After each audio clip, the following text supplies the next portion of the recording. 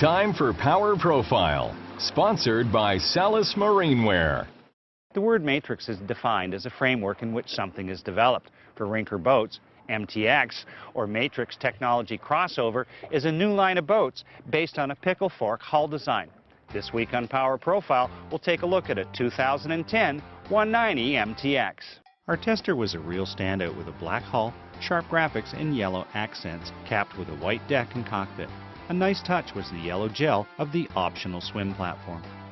The extended platform, which I think should be standard on the MTX, is nice and low to the water for sitting or gearing up for some tow sports. A hatch conceals a 3-rung telescopic ladder, and the location for a ladder on the built-in platform will make a great wet locker for tow ropes.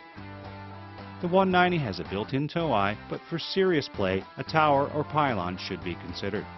The sun pad over the engine compartment will be great for lying in the sun, but it doesn't have a walk-through for boarding to save wear on the vinyl like the transom seat does.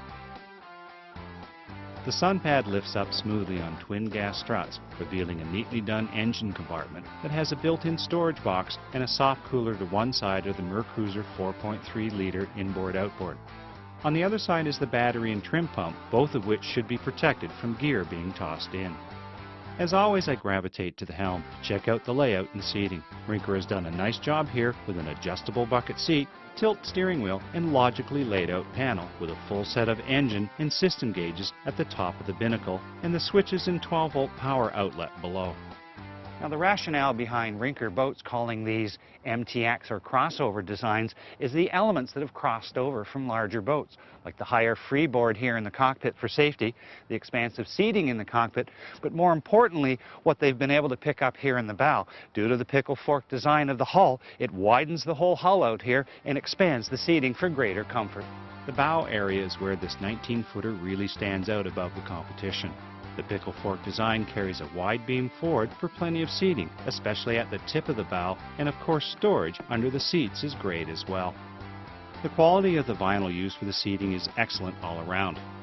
The expansive transom seating will prove to be quite comfortable, and the storage under the seat will be appreciated.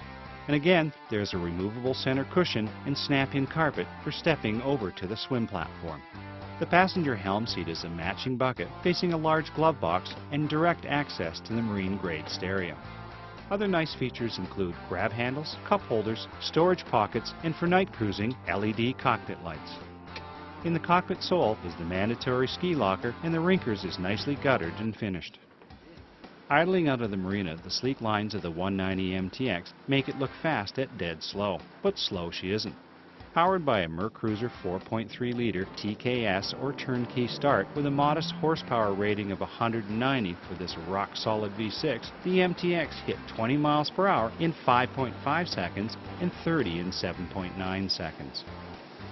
Trimming the Alpha 1 drive out just a touch, the Rinker topped out at a very respectable 42.4 miles per hour on GPS in two-way runs at 5,000 RPM. 3,500 RPM delivered a comfortable cruise of 28 miles per hour with the cockpit noise at the helm reading 102 decibels. The 19-foot 4-inch hull with an 8-foot beam that incorporates a 16-degree dead rise modified V hull with strakes that carry well forward makes for a stable hull at rest and running, but it does make this a sport boat for inland lakes. Turns were quite impressive, with the hull tracking well and turning sharply. If you're looking for a smaller size sport boat with an expanded bow area for seating or a larger cuddy for sleeping, you may want to look towards Rinker's line of Captiva MTX sport boats.